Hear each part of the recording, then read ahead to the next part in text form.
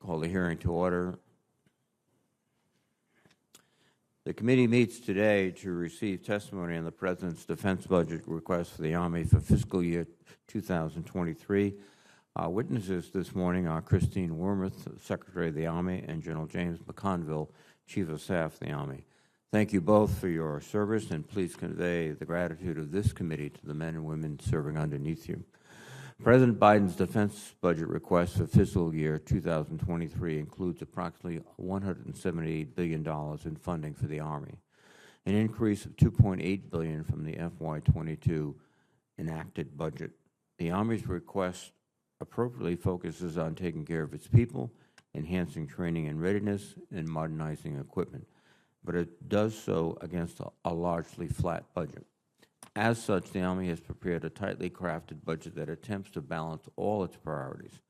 However, to maintain momentum on its signature modernization efforts, the Army has significantly slowed its procurement of enduring capabilities.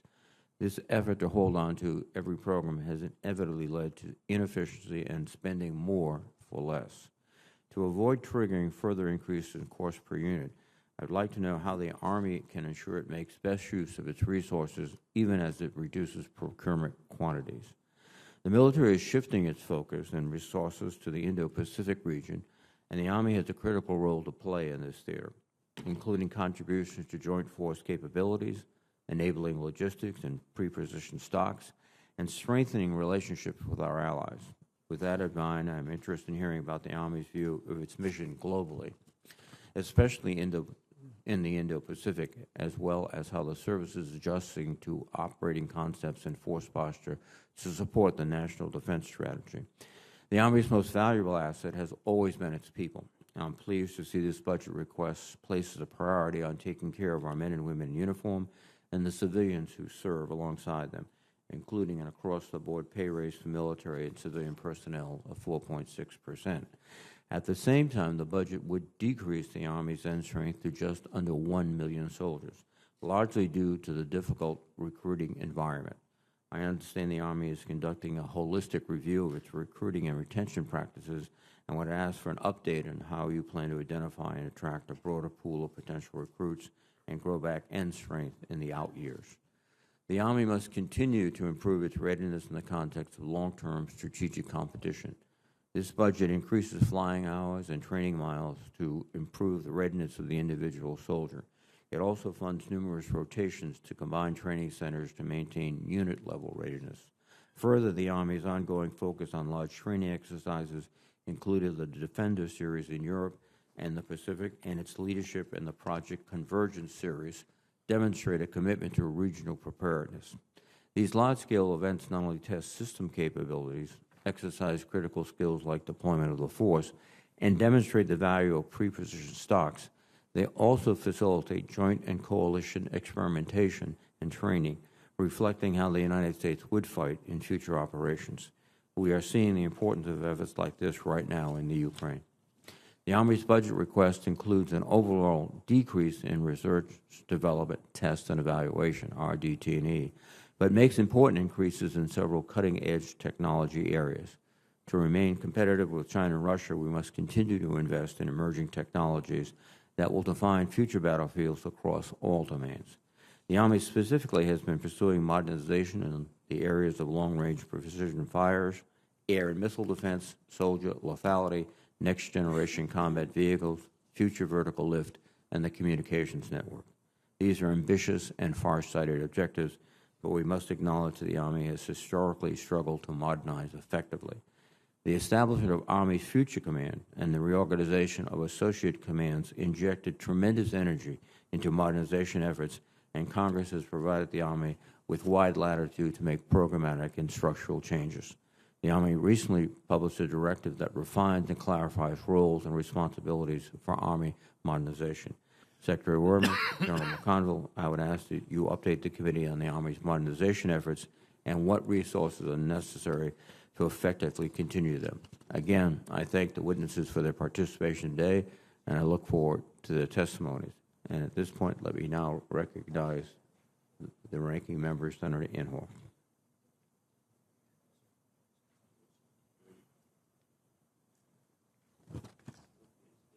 Yes, Thank you. Thank you, Chairman Reed. I join you in welcoming our witnesses. I had an opportunity and have in the past several times of getting to know them quite well, and I appreciate the efforts that they'll be and the challenges they are facing right now. For 4 years, this committee has used this 2018 National Defense Strategy and Commission Report as our roadmap. That we've gotten our money's worth out of this thing over the last couple of years.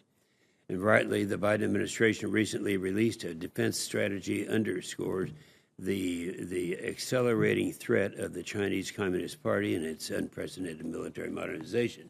But unfortunately, the administration has sent to Congress a budget request that does not provide the resources necessary to combat that threat and or others that we are facing right now. Not only does it fail to provide the 3 to 5% real growth recommendation that's in this NDS report and that we have been following for a number of years, it doesn't even keep up with the record high inflation that we are facing. The absence of real growth in the request combined with the record high inflation would leave our military under-resourced. And this is most evident in the budget request for the Army. Of course, those of us old Army guys always observe that the Army gets the short end of this stuff when changes are made. And am I the only one that ever observes this, Mr. Chairman? No, sir. No, okay. Anyway, the request cuts military construction by 39%. It cuts research and development by 6%. It cuts procurement by 7%. And notably, the procurement cut would substantially slow modernization of armored brigade combat teams, which are essential to deter further Russian aggression. Given the inadequate budget requests, it's no surprise that the Army's unfunded priorities list, what I call the risk list, totals $5.1 billion. I look forward to understanding from our witnesses the risks associated with this budget request. Additionally, I look forward to hearing what will be done to overcome a significant recruiting challenge. This is one that I've not seen before, and I think it's more severe than any challenge that we've had in the past. And that is that we're now facing just in this year, some reduction or request shortfall of 12,000. So, Mr. Chairman, clearly we've got a lot to do to ensure that our military has the resources that they need. Thank you.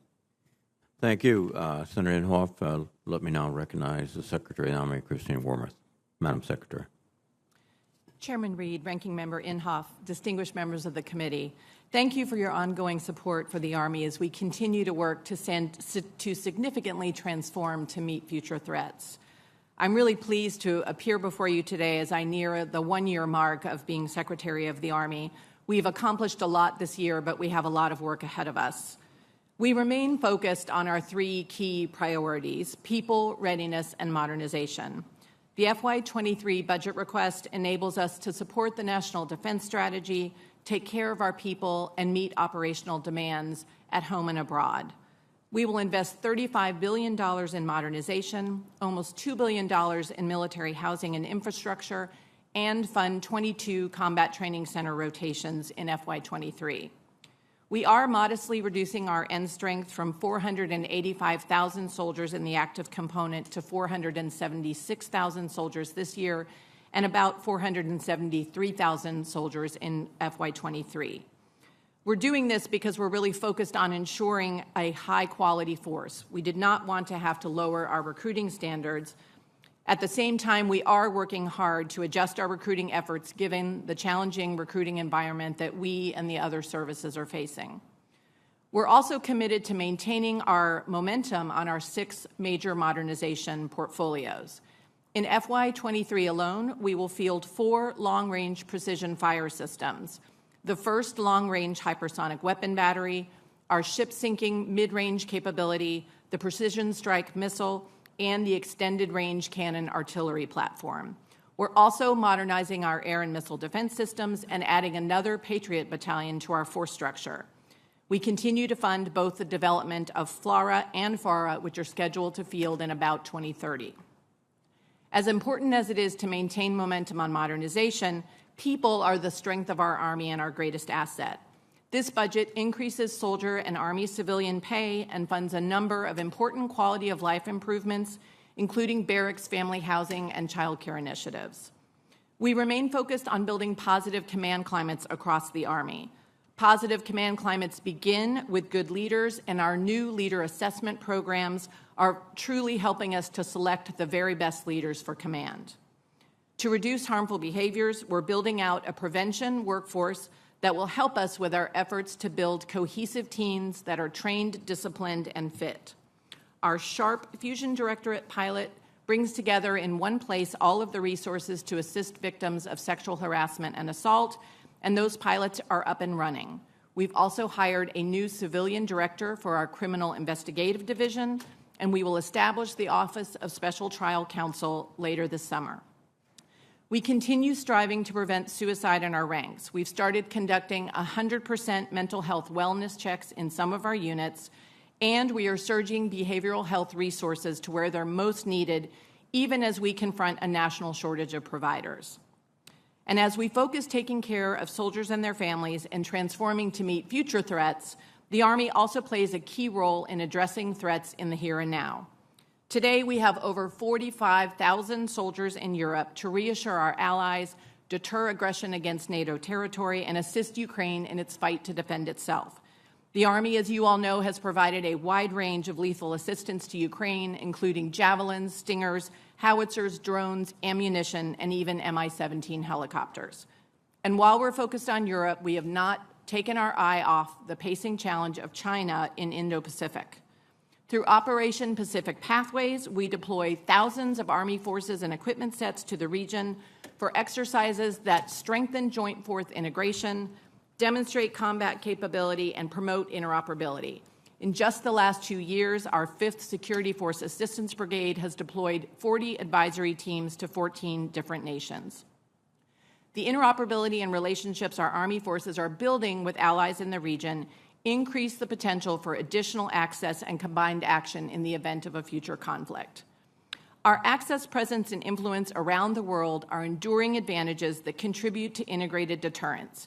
To continue building this enduring advantage relative to our adversaries, we have to pursue cutting-edge experimentation and innovation. Much of our experimentation activity will culminate this fall at Project Convergence 22, where our sister services will join us with operational units and new technologies to work together to solve key operational challenges. America's Army is fit, trained, and ready when called upon to fight and win the nation's wars. We're transforming for the future, which we have to do given the very dangerous security environment we face each day. I'm proud of everything that our soldiers do to protect our country and look forward to your questions this morning. Thank you very much, Madam Secretary. General McConville, please.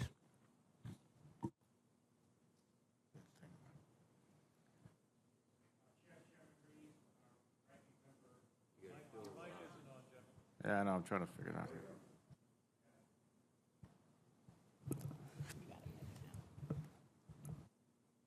How about that? All right, Apache pilot, we'll get that thing straight. Okay, Chairman Reed, Ranking Member Inhofe, distinguished members of the committee, thank you for the opportunity to be here today and for your continued support to the Army and our people, our soldiers of all components, our families, our civilians, and our soldiers for life, our veterans and retirees. And speaking of soldiers for life, we'd like to thank Senator Inhofe for your many years of service and support to the Army and the nation, from basic training at Fort Chaffee and all your years on Capitol Hill. We wish you all the best and a well-deserved retirement. So thank you, sir. The men and women of the United States Army stand ready to fight and win our nation's wars as a member of the Joint Force, and I could not be more proud of each and every one of them. The Army is well aligned with the National Defense Strategy through our existing priorities of people, readiness, and modernization. We win through our people. They are our greatest strength, and they are our most important weapon system. And that is why people remain the Army's #1 priority. We are in a war for talent. That means recruiting our nation's best and modernizing our talent management systems. That means retaining our best. We recruit soldiers, but we retain families. So we are ensuring access to quality housing, health care, child care, spouse employment, and PCS moves. When our soldiers get the call that it's time to deploy, we want them laser-focused on their mission, knowing that their families will be well taken care of at home. And above all, putting our people first means building cohesive teams where everyone is treated with dignity and respect, and everyone in every unit is highly trained, disciplined, and fit, and ready to fight and win. But being ready today is not good enough. We must also be sure we are ready tomorrow. And that's what modernization is all about, future readiness. The Army continues to undergo the greatest transformation in over 40 years, and we remain committed to our 6 modernization priorities. We will have 24 signature modernization systems in the hands of our soldiers by FY23, either for testing or fielding. And also in FY23, we'll stand up the 3rd of our 5 multi-domain task forces. The U.S. Army never fights alone, so we continue to invest in strengthening our relationships with allies and partners across the globe. We can see the return in those investments in our response to Russia's invasion of Ukraine. Never before have we asked so many to move so quickly. We cannot do it without the access and presence our allies and partners provide. In less than a week, the 1st Armored Division of the 1st Armored Brigade of the 3rd Infantry Division was able to deploy from Fort Stewart, Georgia, and beyond the ground in Germany, starting live-fire exercise with tanks drawn from the Army pre-positioned stocks in Europe.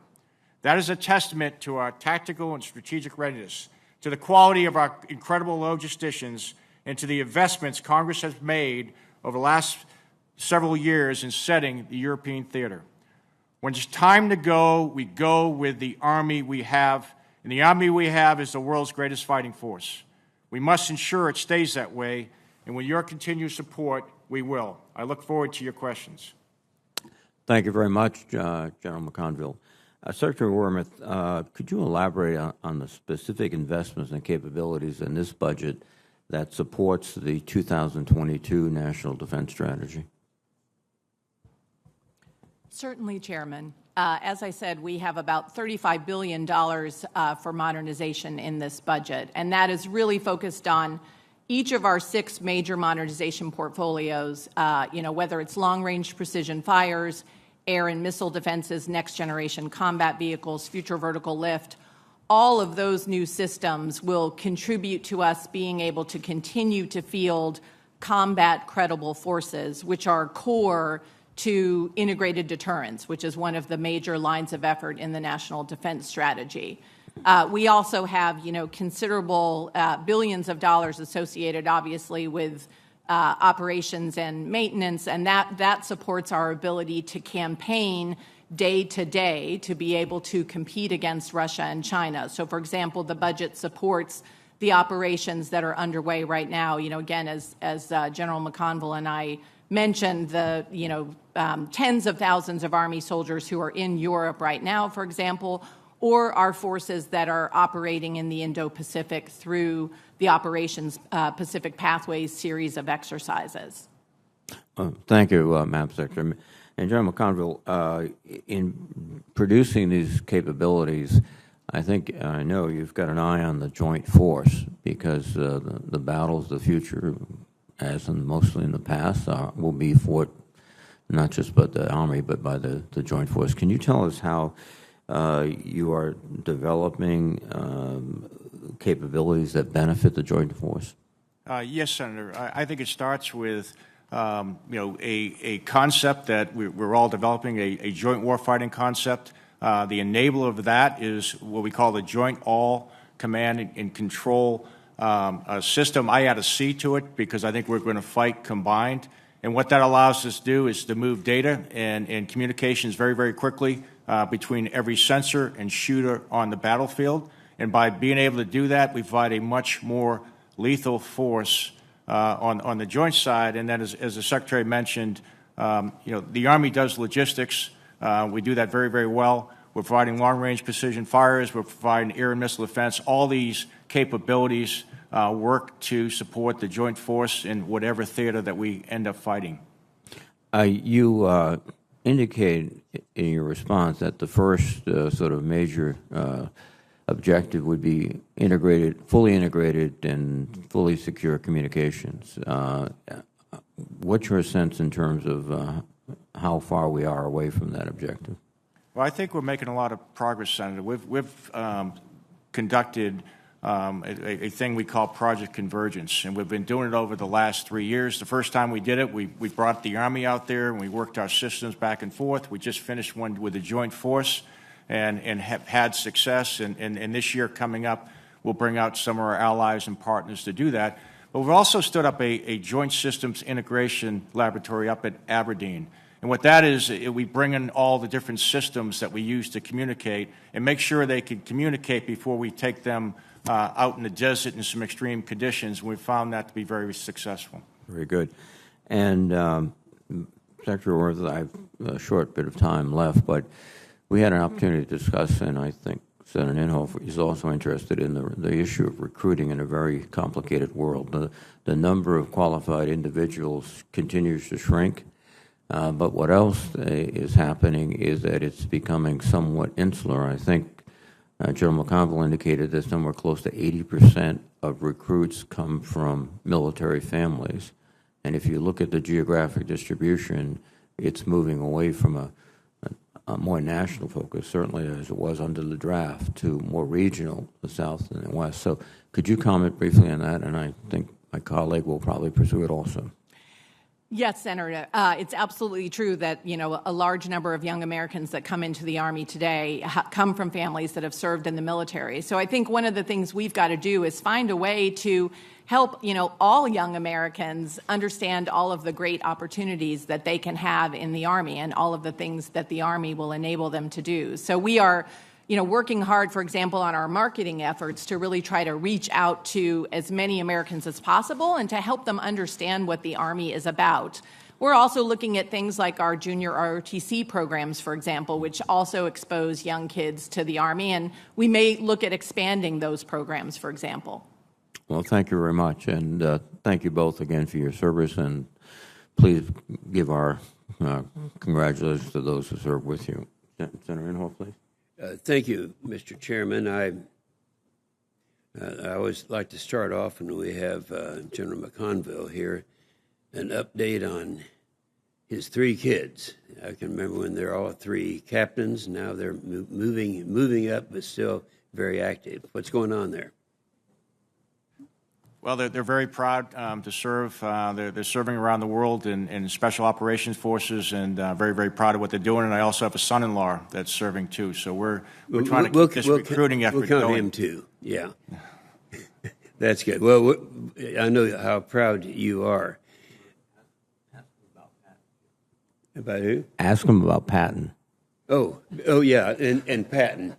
Don't forget. Well, I'm very proud to have our first grandson. His name is Patton James Nanzer, and he's 6 months old, and we're real proud of him. And he's already got a hall named after him over at Fort Myer, Patton Hall. So we're pretty proud of him. Okay, that's great. Well, as noted in my opening remarks, the Army unfunded priorities total $5.1 billion. And I guess the first question I would ask you would be, is everything on your list executable at this time? Yes, it is, Senator. As you highlighted as I highlighted in my opening statement, it's my understanding that the Army's reduced end strength of 473, and it was talked about by both of you before, but it's driven by recruiting challenges, and I know that you've already talked about that a little bit. But it's something that's more serious than any recruiting challenge that I've experienced in the years that I've been here. In 2018, in this General Milley testified before this committee that we were shooting to get north of 500,000, which was recommended in this document that's in the regular Army. And last year you said, and this is a quote from you, said, I think the regular Army should be somewhere around 540 to 550,000. And now, despite the difficulty we're having right now, and the biggest problem that we're having, I think, is recruiting at this time. And we talked about that a couple of days ago in my office. And this is still, I believe, the most serious problem. In spite of the difficulty in recruiting the Army is facing right now, that we discussed just a couple of days ago, is it still your best military judgment that we require an Army greater than 500,000? Well, Senator, I think we need a bigger Army. I stand by the comments I made before. But I say that knowing full well the recruiting problems, everything that you're trying, and the efforts there. I understand that, but where does that leave us? Well, I also think that quality is more important than quantity. And when we take what we have to do, to get after this is, as Senator said, is right now 83% of the young men and women that are coming into the Army are coming from military family members. And, it's nice that it's a military family business. We need this to be an American family business. Yep. We need to attract others. We need to expose others to the benefits of serving their country.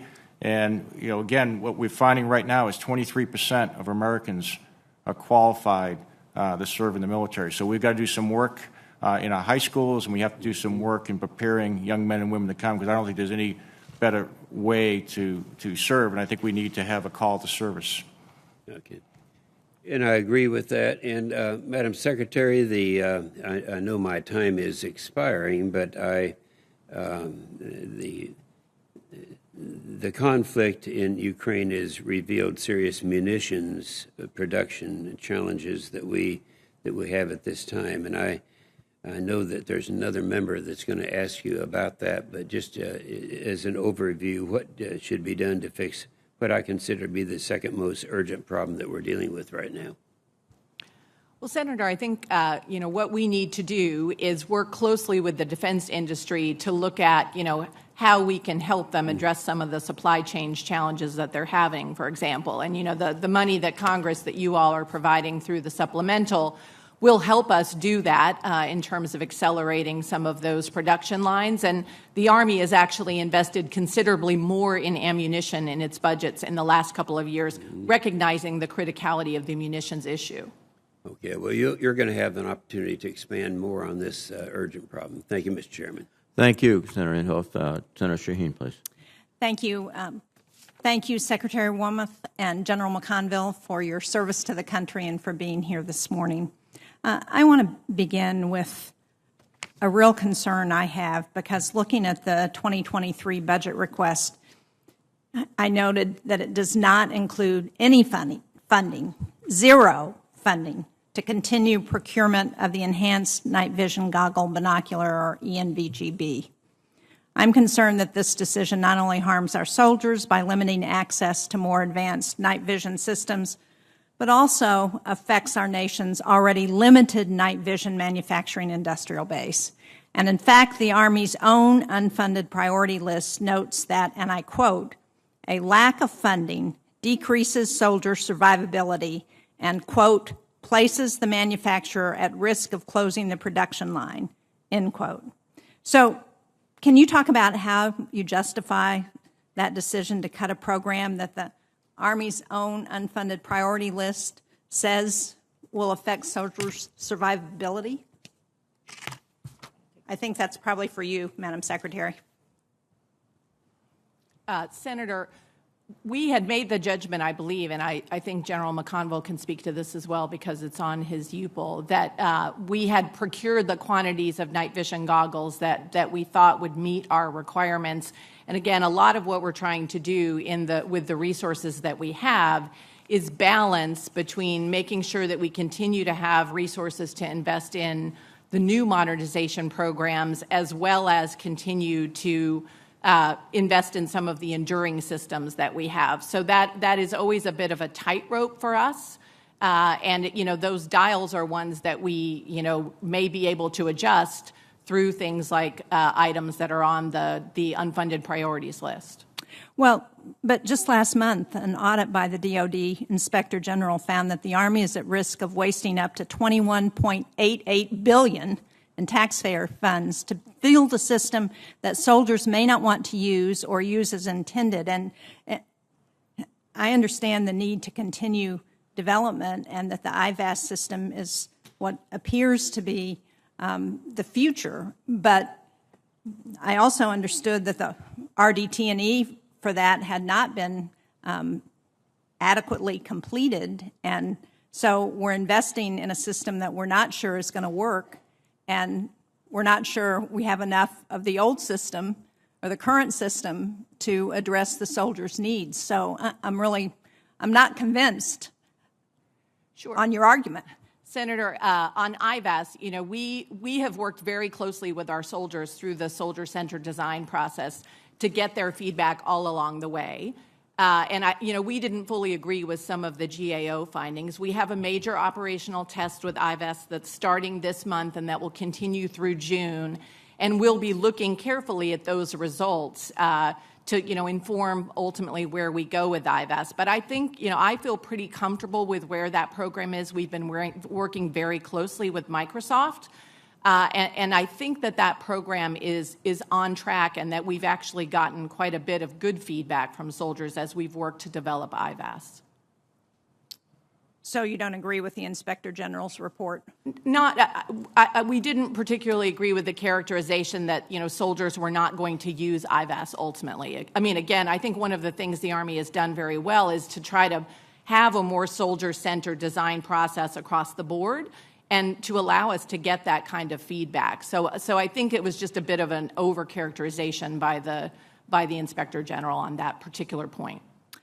Well, I look forward to hearing how that RDT&E goes because I'm very concerned that we're going to lose our manufacturing base for the ENVGB and that's going to put soldiers at risk.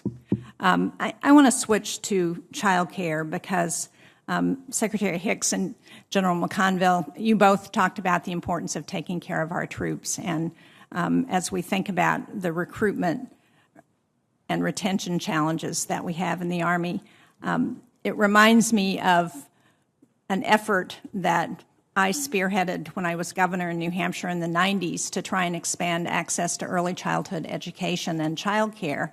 And one of the models that we looked at was the Department of Defense and what our military was doing for the very reason that you talked about, that so many of our soldiers come from military families. And investing in child care is a way to invest in those soldiers from the earliest years. So can you talk about why that's so important? And I raise it because we're pursuing an interesting approach in New Hampshire where the Portsmouth Naval Shipyard is partnering with the New Hampshire National Guard to use funding to construct a new child development center.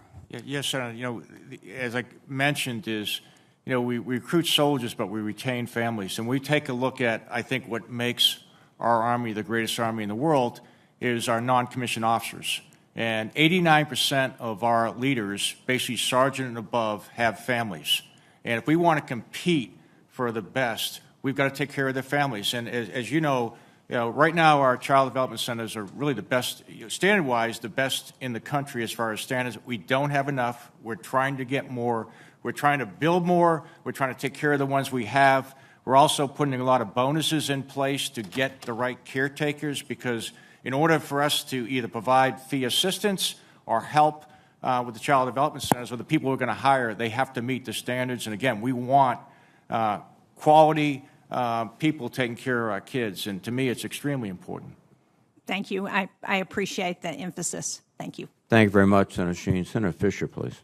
Thank you, Mr. Chairman. Secretary and General, welcome. Madam Secretary, the new National Defense Strategy clearly states that China is the pacing threat.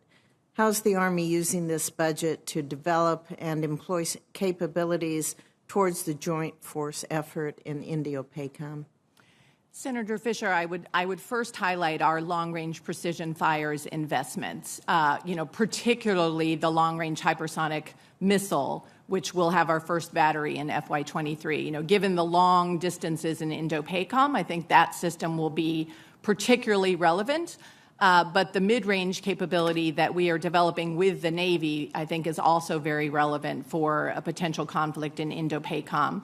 We are also investing quite a bit in upgrading our air and missile defense systems, making sure that we're, with our systems such as the IFPC, which is designed to try to counter cruise missiles as well as other air threats.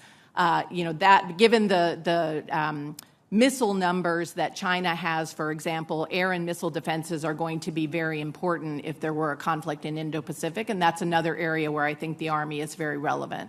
Do you believe that should also include more capable helicopters and vehicles as well? Yeah, that's part of that long list. Yes, exactly. I mean, both FARA and FLRAA will be significant upgrades in terms of speed, range, survivability, and we're going to need, I think, to continue to be able to transport our forces, to be able to have airborne assault forces. So, we continue to fully fund both of those efforts. Okay, thank you.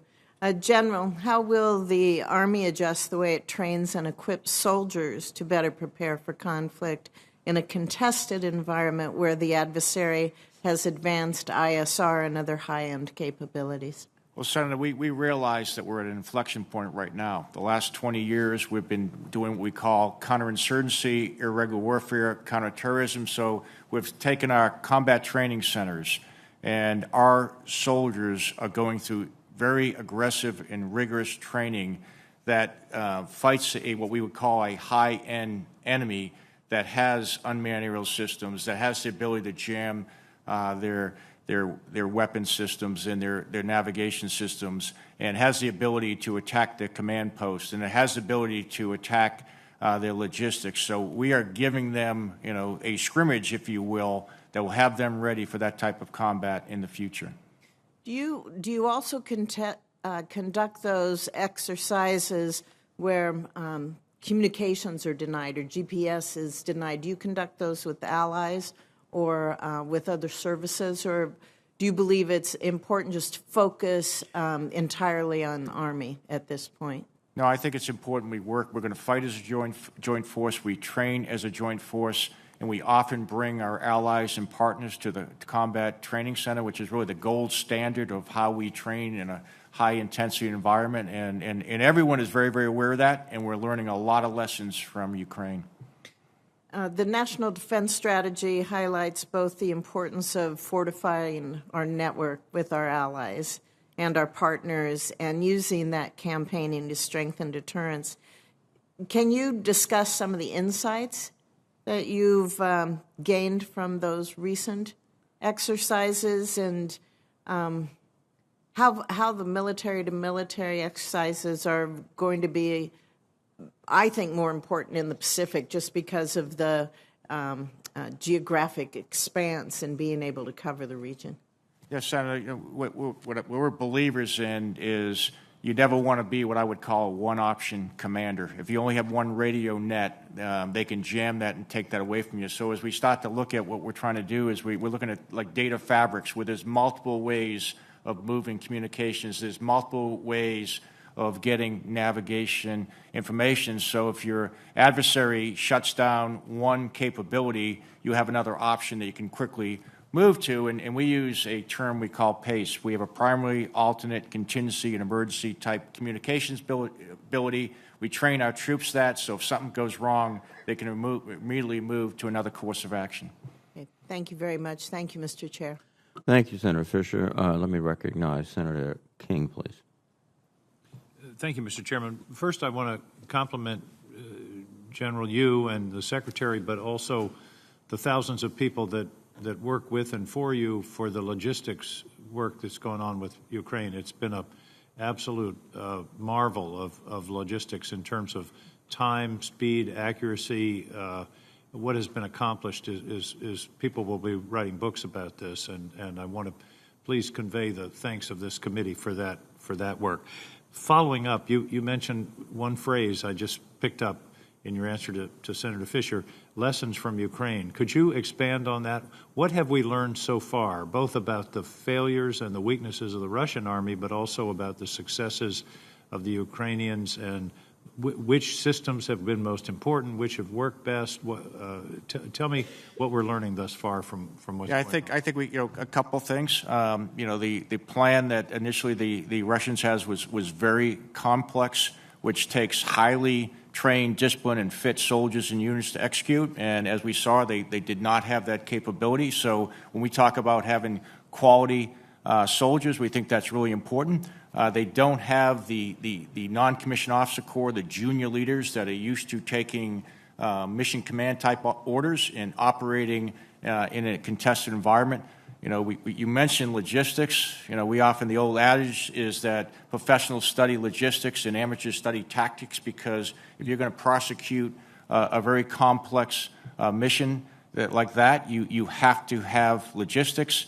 If you're going to do complex operations like airborne operations, air assault operations, or amphibious operations, those are very, very complex to undertake, and we can look at other parts of the world where they may be required, and you can take a look at some of the systems, the appropriate air and missile defense systems that the Secretary mentioned, and one of the other systems we're developing, which is a mid-range capability that allows you to sink ships, and we saw that happen with the Ukrainians. All those tools come together to give you some of the things you need. And I just add on the Ukrainian side, leadership matters. You see it at the top. The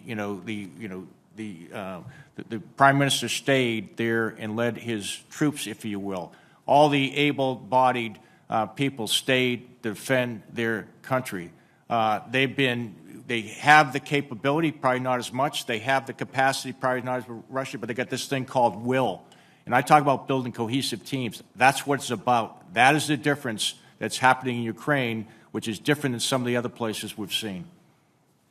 I think that's a good list, and I'm sure that list will grow as time goes on. It's an extraordinary opportunity to see what is actually occurring.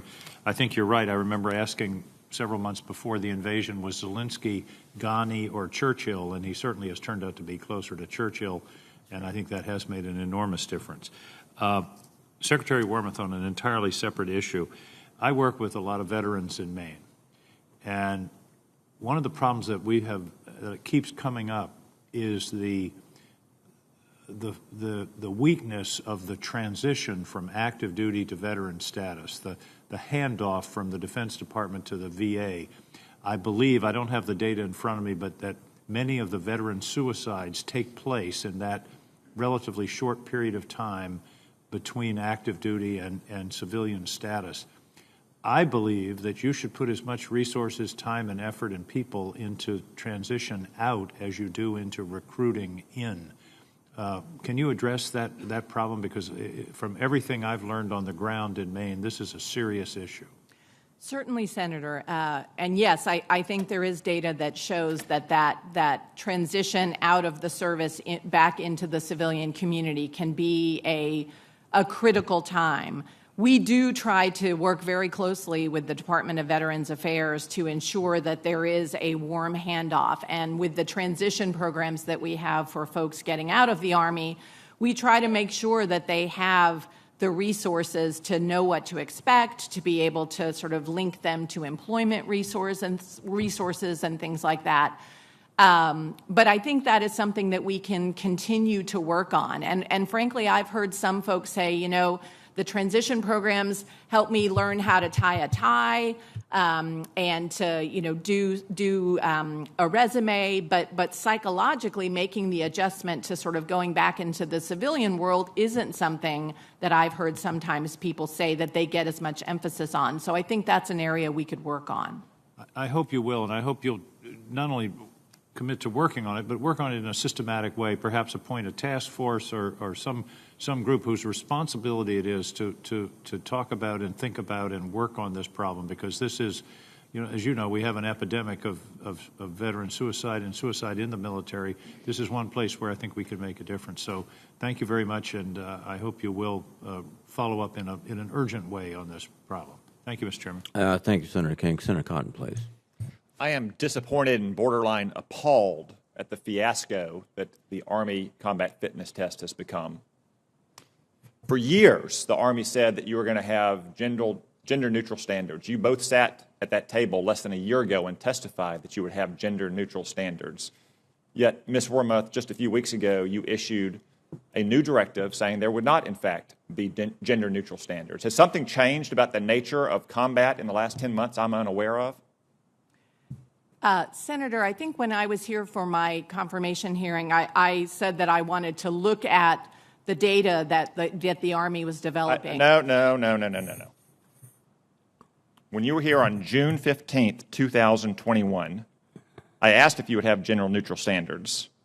And you said, we are continuing to look at how to finalize the design for the ACFT. We're continuing to have gender-neutral standards. I asked General McConville, are you committed as well to maintaining gender neutrality on the test? General McConville said, I am. What happened in the last 10 months? Senator Cotton, we looked at over 630,000 diagnostic test scores. We looked at the results of the congressionally directed RAND study that was, to give us recommendations and findings about what we should be looking for in designing a new fitness test.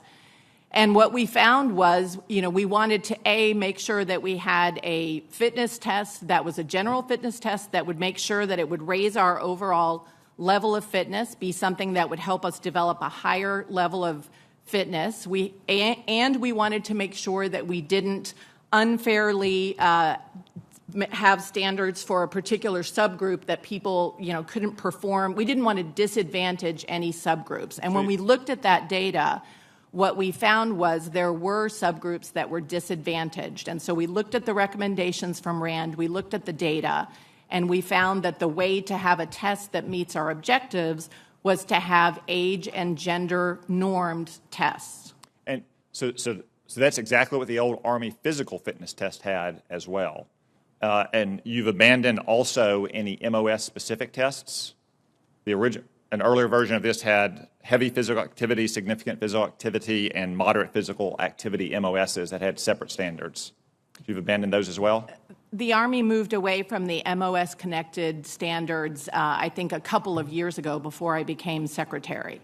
But, I would say that the new Army Combat Fitness Test is much more challenging than the Army Physical Fitness Test. No, it's not. It's not. The new standards are pathetic. They are absolutely pathetic.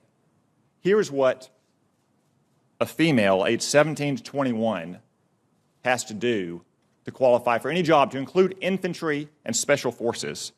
10 push-ups. Run 2 miles. Let me put run in scare quotes as well. Make sure the record reflects I'm doing air quotes around run. In 23 minutes and 22 seconds. The standards for men aged 17 to 21 are equally pathetic. 10 push-ups and a 22-mile run. In scare quotes again, run in 22 minutes. Under the old test, a female aged 17 to 21 had to do 13 push-ups. A man had to do 35 push-ups. Female had to run a 2-mile run in 19 minutes and 42 seconds. A man had to do it in 16 minutes and 36 seconds. Do you really think these new standards are adequate for the infantry and the special forces and artillery? Senator, one of the reasons the tests, the numbers you just quoted are the case is because the new test is a 6-event test as opposed to a 3-event test. I'm well aware of how many events there are. The standards for the other events are equally pathetic. They're equally pathetic. Are you going to allow? So it's a well-known fact that in certain MOSs, in the infantry, every unit I served in, every school I went to, a 60-point minimum was not acceptable. If you wanted to be promoted or get awards or go to schools, you had to get 90 points. Are you going to let subordinate commanders establish higher standards for their units?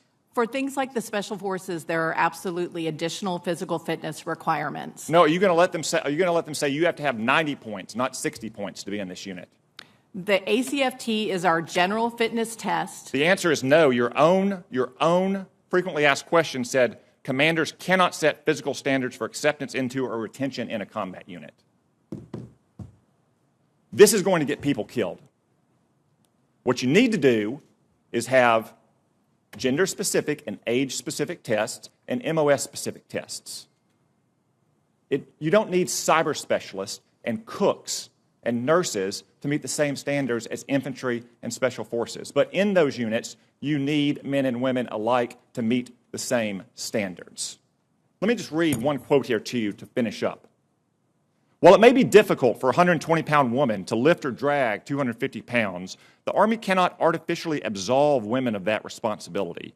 It may still exist on the battlefield. The entire purpose of creating a gender-neutral test was to acknowledge the reality that each job has objective physical standards to which all soldiers should be held regardless of gender. The intent was not to ensure that women and men will have an equal likelihood of meeting those standards. Do you know who said that?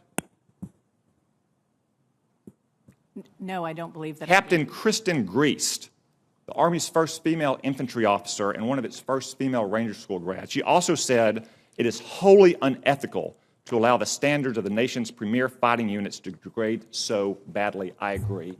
I'm not going to let it stand. Thank you, Senator Cotton. Senator Gillibrand, please.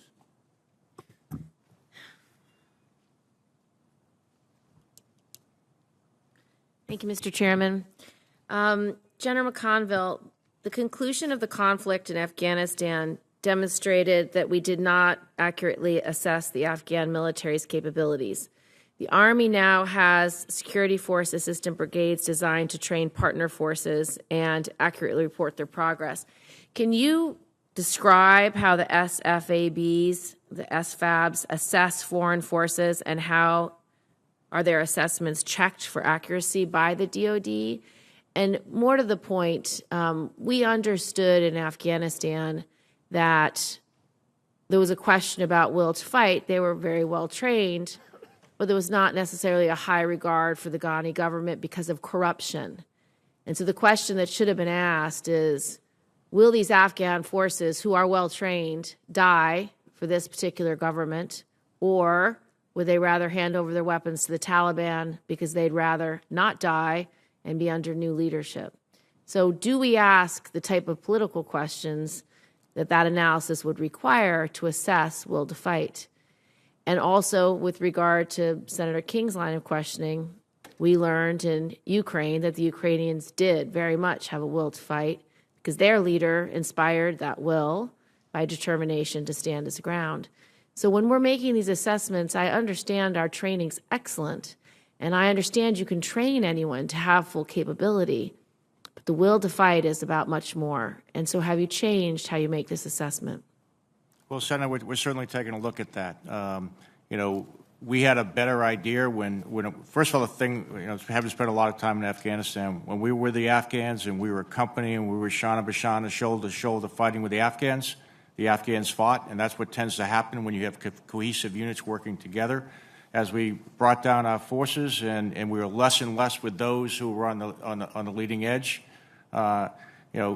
people will say they'll fight, and then you take a look at them, and we've given them the best equipment, much better than the Taliban had. We gave them the capacity, and really a much greater capacity than the Taliban had. But there's something inside soldiers when they go to combat, and that's where leadership really matters. And it matters all the way up, because when people look up and they say, am I willing to die for my country, that's hard to measure at times. And obviously in Afghanistan, we didn't measure that correctly. I'm very, very impressed with what the Ukrainians are doing as far as the will to fight. As we talk to other allies and partners, we hold up the example of what the Ukrainians have done as an example of what we should expect for those who are going to support. In November 2021, the Army enacted the Cyber Military Intelligence Group, which is designed to provide intelligence support to Army Cyber Command. Can you describe the mission, function, and personnel of this newly formed unit, and how would this unit operate in a large-scale conflict like the war in Ukraine? Well, I think, as you know, the importance of our cyber command. I think we have the best in the world in the appropriate support. I was just down there for the change of command, and what they are doing in support of Ukraine. Their mission is extremely important, and not only protecting but also a defensive, offensive, and working in the intelligence community, getting the information that we need to provide to our partners has been very, very helpful. Secretary Wormuth, the committee was briefed that services will be implementing the DoD's Independent Review Commission recommendations on sexual assault.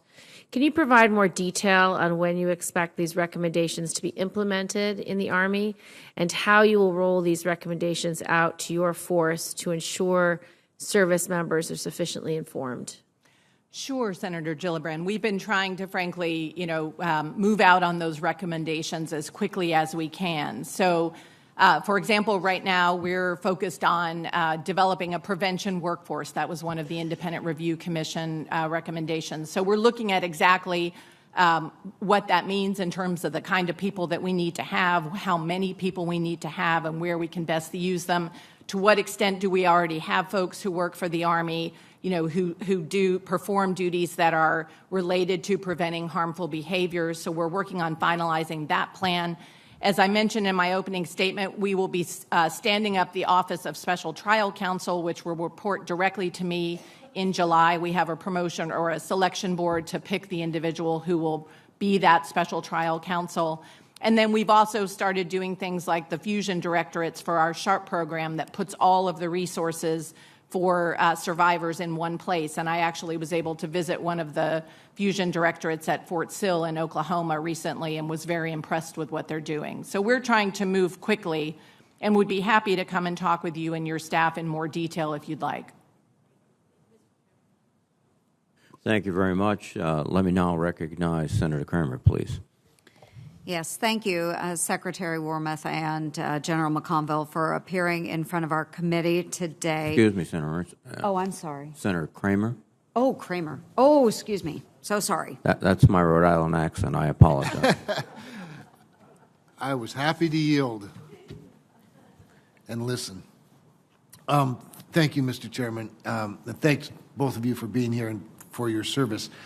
I've been struck by how many times you stated what I suppose is the obvious, and yet it's inspirational to hear you say it many times. Both of you referencing the most important part of the Army, of course, are the people. And you speak with great affection, passion, sincerity about it. So, Secretary Wormuth, you and I got to know each other a little bit early on, working through with your team to fix this pay problem. Major Simic, I remember it well. Yeah, and General, you were very helpful as well, and it highlighted a broken system. The new integrated personnel pay system, which I became familiar with through that process, was supposed to fix this last year, but I'm told it's still struggling to roll out properly. Can you just maybe give me an update on that and tell us if there's anything we can do to help? It just, when I look at the big employers in the world today, and obviously the military is one of those, the Army specifically is one of those, but there are much bigger ones that don't seem to have these same sort of problems. So maybe just give me an update on how it's rolling out and what we can expect. Sure, Senator Kramer. We're working very hard on IPS-A, which the National Guard is already able to use some of the features of that personnel system. We are working very hard to be able to roll out the next increment of IPS-A, Release 3, hopefully later this fall. And we feel like we will, be on schedule for that, although, frankly, we are working very aggressively with the contractor to make sure that they're able to meet, what we've asked them to do. And that next release will bring out some of the talent management features, enable people to look at what assignments are available, and then it will be the next increment, as I understand it, that will really provide the pay transparency across all components. And I know this is a system that's very important to the chief, so you may want to add something there. Yes, sir. I think, right now we have what we call an industrial age personnel management system. We treat everybody as interchangeable parts. We have 3 different personnel systems for our regular Army, our National Guard, and Reserve, and quite frankly, it's no way to run a railroad. We need to have everyone on the same system. We need to be able to manage individuals, so we don't manage everyone the same. We have tremendous talent in the Army that's masked by a person's grade and their MOS. And probably one of the best examples I could give you is we have a specialist, a medic specialist, an E4 in the United States Army that's at a software factory that codes at the PhD level. And we would never know that, unless we kind of did a workaround. So we've got a lot of work to do in this. And as we manage the future and we could compete for talent, we're going to have to manage soldiers' talents to get the best in the Army.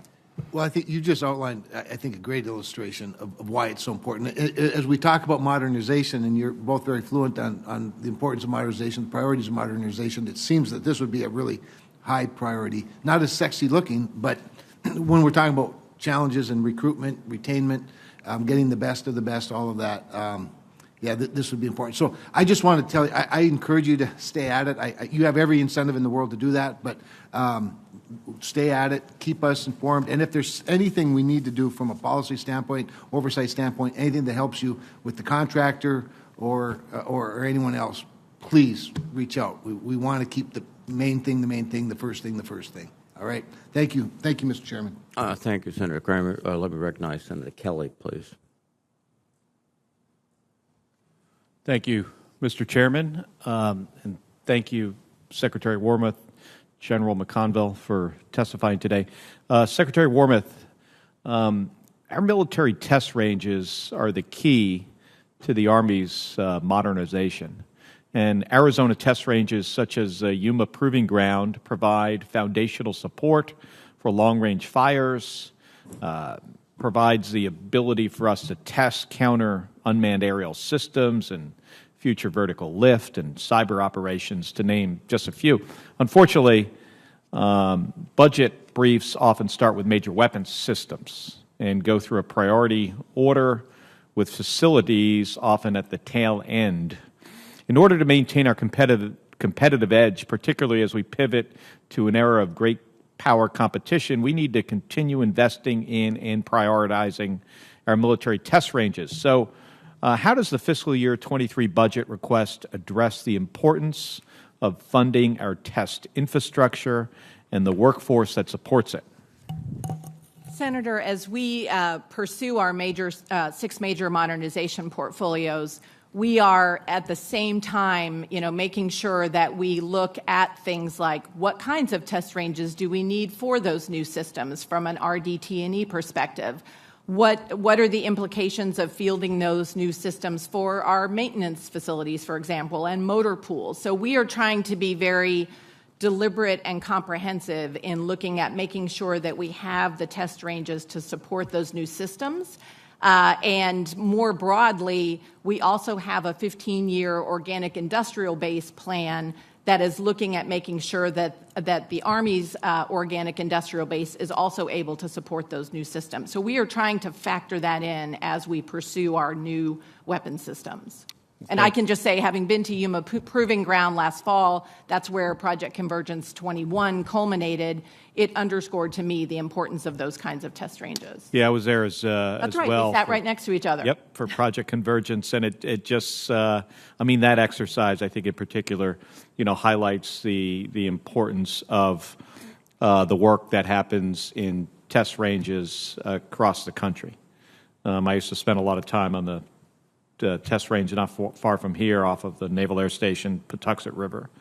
But also, like I said in my question, it's often like the end of the line as a priority for new systems, whether it's theodolite radar systems, control centers. It's often down the line, but it's so important for us to have the most modern fighting force in the world. Another question here about Fort Huachuca. Fort Huachuca in southern Arizona hosts one of the largest unmanned aerial vehicle training facilities in the world and supports operations for not only the Army, but the Air Force, Marine Corps, and Customs and Border Protection. And I understand that they are working to expand airspace in southern Arizona to facilitate unmanned aerial systems and electronic warfare testing done at the Army's electronic proving ground. In the past, my office has heard concerns that the Army is not adequately funding the overall budget for testing across the range complex, and specifically at EPG, the Electronic Proving Ground. Are you aware of efforts to expand the airspace at Fort Huachuca in order to support a greater range of testing? And if so, are you supportive of these efforts? Senator, I think we are supportive of those efforts, and certainly if there are issues that your staff has heard of, we can look into those, because I think, we're very concerned about UAS threats are a major issue, and we need to also be able to build up our EW capabilities. So I think generally those are areas that we support. Yeah, whether it's electronic warfare or artillery or air-to-air missile systems, in the case of airplanes, they get faster. Our electronic warfare systems get more powerful. The stick gets longer on air-to-air missile systems. And what that means is for the whether it's the test pilot or the guys in the Army running these tests, is that, in essence, the range just feels like it's getting smaller all the time as these systems get more capable. So we have to look for opportunities to expand ranges, not only for testing, but also for operations as well. And thank you, and Mr. Chairman, I yield back. Thank you, Senator Kelly. Let me recognize Senator Tuberville, please. Good morning. General, Stryker vehicles are on your unfunded priority list. Can you take a moment and explain why you prioritize these tanks? Well, what I'm trying to do, Senator, right now is produce the best Army with the resources we get, and that's what's in the budget request. But also, I have a requirement to list, if there was additional funding, what they would be, and those are the priorities that were unfunded, and that's why they're on the list. And if you take a look at some of the things on the list, there's some people things we want to do. We're very concerned about, where our soldiers are living and housing. And on this budget particularly, there's cost to complete. I think there's 25 projects on that UPL list that we need additional money because costs have risen to finish those projects that are authorized and appropriated for. And then some of the things are things that change. As we go through, we're looking at Stingers right now is on the UPL because we didn't anticipate giving a whole bunch of those away like we have, and we also want to, if they're going to be used in the future, rather than building old stuff, we'd rather upgrade the systems we have if we're going to replenish them. Yeah, a few weeks ago, President Biden pledged that we would spend billions of dollars to make every military vehicle climate friendly. I find this ironic considering the President's 23 budget request only 102 Strikers, 67 below the Army's established baseline for funding half a brigade. You have any comments on that? Well, Senator, it gets back to the trade-offs that we make when we're producing the budget. We want to fund modernization. We want to, when we look at the Strikers, when we look at the Abrams, when we look at the Bradleys, and we look at the Paladin PIM howitzers, we're trying to modernize the enduring force. They're going to be around for a while, but at the same time, we want to make sure we keep the momentum going on our future systems, which I absolutely believe we must have if we're going to be the Army we need to be in the future. So that's the trade-off. And then, the way the system works is I come back as the chief and provide those unfunded priorities list, and that's what ends up here. And then it's up to you all to decide what you want to do with it. Yeah. Secretary, do you believe that with the shortcomings now that we'll be able to reach our maximum that we need in terms of Strikers by 2030? With the shortcomings, you think we'll be able to catch up with that in the next 8 or 9 years? Senator, I think, that's hard to predict without knowing what the top line is going to be for the Army in the future years. I think, frankly, what we'll probably do and what, future secretaries and future chiefs will do is each year as we put forward the budget request, look at how to balance, as General McConville said, between investing in those new systems and also continuing to modernize those enduring systems. Yeah, we're going to have a lot of catching up to do if we continue to cut like that. Obviously, it's going to put us way behind, but I understand what you're saying. General, in 2020, you testified, quote, 74% of the active component brigade combat teams have been at the highest level of tactical readiness, end quote. For the Army, who is responsible for assessing the readiness of a brigade combat teams, who is responsible for assessing the teams? Is it in your mind? Well, when we talk about the readiness, it's actually the commanders. The commanders, have certain criteria, what their personnel status is, what their readiness status is. Have they gone through a combat training center and achieved the level of training? And so those all come together to give us an assessment. Has it always been that way, or has it been a third party involved? Well, there's people that check what the commanders are saying, and then we have this thing called combat, which is a really good check. And so when we call up a commander and say, you're going to Eastern Europe, you got 7 days to go there, and they're able to do that, we think that's a pretty good check. Do you feel like a third party, but not the brigade chain of command, such as an IG, would give a very positive feedback from what we're doing now in terms of our readiness? Well, I don't know what the IG would say, but what I do is talk to our combat training centers that run them through a very rigorous 2 to 3 week period. I talk to commanders who are responsible and accountable for that, and then really the proof's in the execution. How well do they do when it comes to a combat Your experience in the past are combat commanders tougher, or the IG tougher in terms of assessing readiness in your experience? My experience is I trust my commanders. Okay, thank you, Mr. Chairman. Thank you, Senator Tuberville. Senator Kane, please. Thank you, Mr. Chair, and thanks to our witnesses. Russia had a plan to dominate Ukraine, quickly topple the government, depose Zelensky. Their plans failed. I want to follow up on a line of questioning from Senator King, who complimented our logistics. There are a whole series of factors, Ukrainian resolve chief among them, but I share Senator King's belief that the superior logistics of the U.S. and our allies in providing support to Ukraine has been a real factor in being able to dramatically shrink the success of Russian war aims. If you could maybe each talk about whether you agree with me on that and compare it with logistical failures on the Russian side. Yes, Senator. I fully believe that logistics has been an Achilles heel for the Russians, and it is something, and I think, we have demonstrated by how quickly we've been able to get our own forces over to Europe, but also in terms of the speed and volume of lethal assistance that we're providing to Ukraine. We're showing the incredible competency of the U.S. Army in the area of logistics.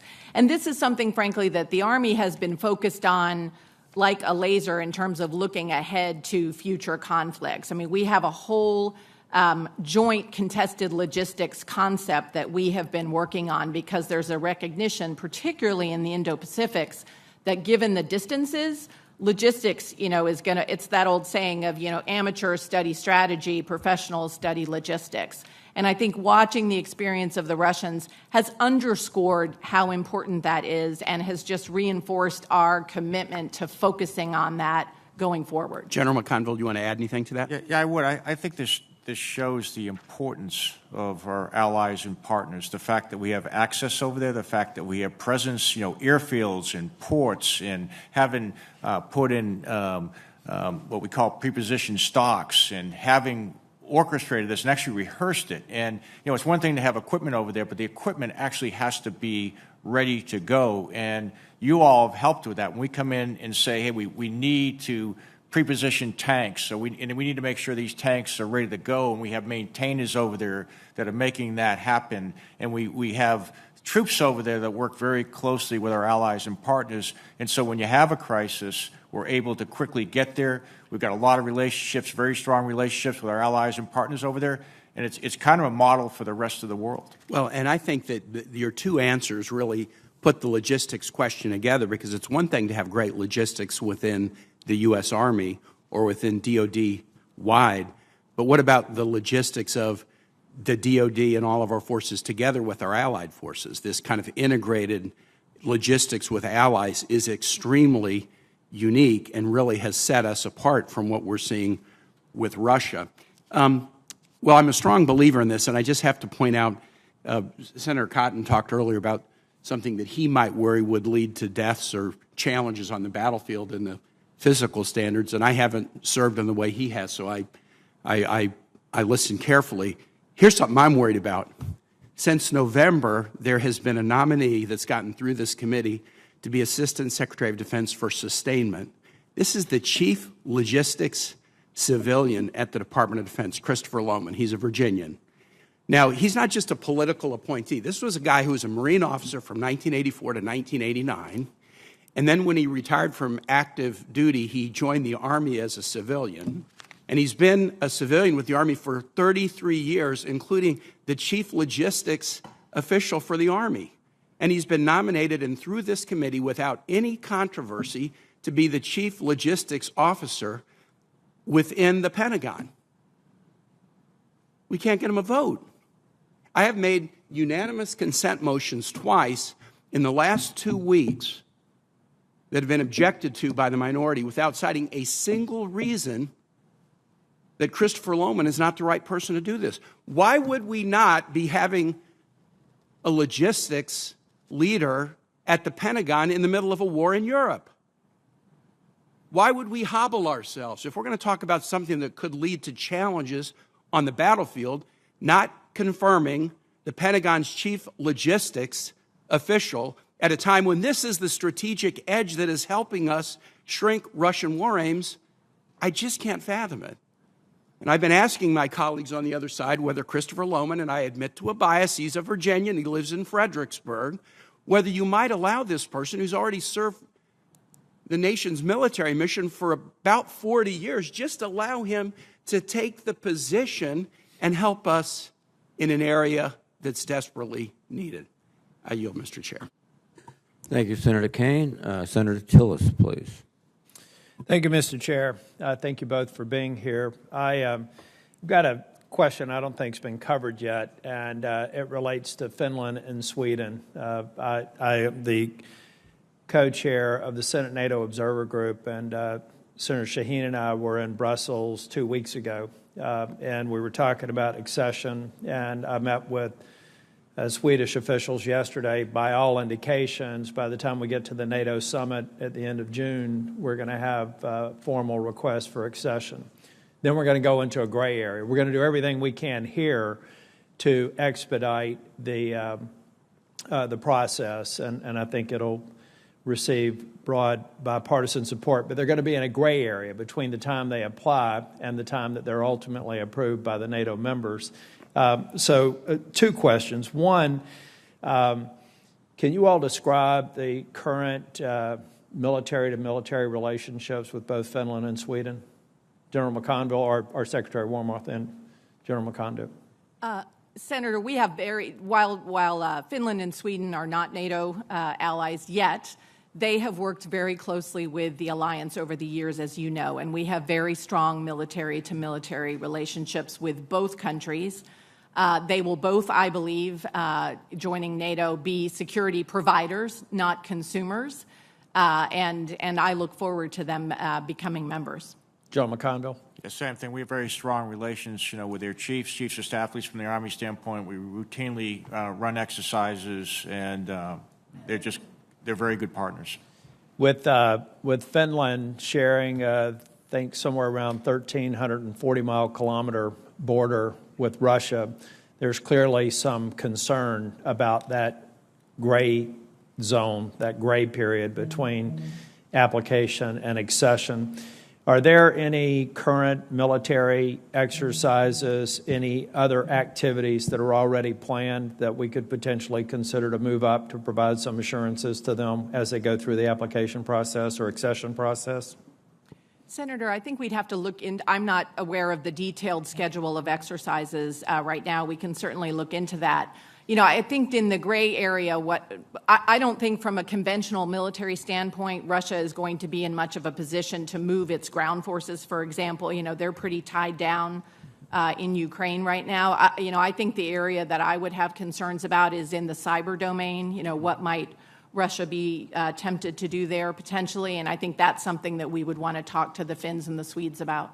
Yeah, speaking with Swedish officials yesterday, I think one thing, I tend to agree. Intellectually, they're not doing a very good job in Ukraine, and I think it's unlikely, but if you're a policymaker in Finland or Sweden, and you've got relatively strong support, public support for accession, I'm sure that there is a real concern because they're seeing what's going on in Ukraine. So I think that we have to do other things just as an assurance and to continue to maintain what appears to be broad support in both Finland and Sweden. So looking at that, I think is very important. I want to move to Abrams tanks. We've got I know we've got unfunded priority from the Army on another, I think another full brigade, and that's particularly interesting to me because some of that would go down to the 30th Armored Brigade combat team in our National Guard. I think it also touches South Carolina and West Virginia. Do you all agree that that is a priority and you support it? Yes, I mean, you see, I mean, again, no equivocation. That's good. Now the next question is. The next question is with what we're seeing, we've got stockpiles in Germany. We've had Russian tanks moving to Ukraine. We're moving Abrams tanks around Europe, which is a good thing. But we also have an industrial base. We're working on the modernization of the Abrams platform. We have an industrial base. Can you speak to the importance of making sure that we continue investment in that modernization program so that we can get efficiencies as we churn out more of these platforms? Yes, Senator. We're very focused on modernizing our organic industrial base. And as I said, we have a 15-year plan that General Ed Daly down at Army Materiel Command has really worked hard on because we want to make sure that we continue to get what we need out of the industrial base that we have, but also to upskill some of the workforce that we have there and some of the facilities so that they're able to, eventually be able to repair and maintain the new systems that are coming online. Great. Well, and I've run out of time, so I'll submit a question for the record on modernization plan for military housing. We got challenges down at Fort Bragg, and it's not limited to that installation. And I look forward to hearing your feedback on it. Thank you, Mr. Chair. Thank you, Senator Tillis. Senator Rosen, please. Excuse me. Thank you, Mr. Chairman. I appreciate this hearing. I really appreciate the work and service that both of you are doing and the vast knowledge you have. And I am so grateful for the logistics planning that has gone on for so many years that has allowed us to protect men and women in our military and, of course, all of us. So thank you for all those spreadsheets and logistics that nobody ever thinks, like I said, are very sexy, but the most important thing. But I want to talk about small arms range for Nevada, for training in Nevada. So Secretary Wormuth, Nevada does not have an approved small arms qualification range. In order for soldiers to annually qualify on an approved range, Nevada's units must transport soldiers somewhere between 200 and 600 miles out of state to meet this requirement. The average cost for a unit to attend the out-of-state weapons qualification is $500,000, $500,000 a year per unit.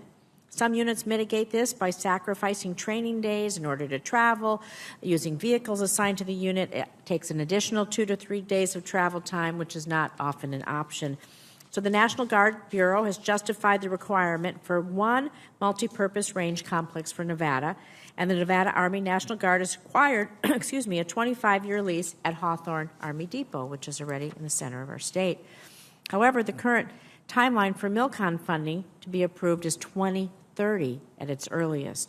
So given that financial cost to transport soldiers out of state far exceeds the cost of building a range, can I have your commitment to incorporate a small arms range at Hawthorne Army Depot into future years' defense planning or unfunded priority lists so that our soldiers can meet their annual requirements at greater convenience and actually at a cost savings to the taxpayer? Senator Rosen, I will absolutely look into that and, again, work with, it sounds like, General Jensen, the director of the Army Guard, and General Daly to see if there's something that we can do there. Yeah, the cost savings, I think you get better training, save money, makes sense. And on that same note, the reserve components and their new Army fitness tests. So General McConville, our reserve components, they face their own challenges as citizen soldiers without access to day-to-day services available to our active duty troops on military installations. So one such challenge will be the transition to the Army Combat Fitness Test. ACFT. So while active duty soldiers will have ACFT equipment at their everyday place of work, reserve component soldiers will not, no matter how much equipment is fielded to their units. These soldiers are not at their units 28 days out of the month to train on the equipment they're going to be tested on, and many just don't live nearby. So this is going to require reserve component soldiers to pay for specialized gym equipment in order to train, whereas every soldier, active duty soldier, can train for Army physical fitness tests from their own home. So, General McConville, how do you plan to address this disparity as you implement ACFT? Well, first of all, we'll put a lot of equipment, probably the biggest buy of ACFT equipment, but we've also put out ways to train if you don't have access to the equipment. So we have exercises. If you think about a plank, one of the exercises, you don't need equipment to do that.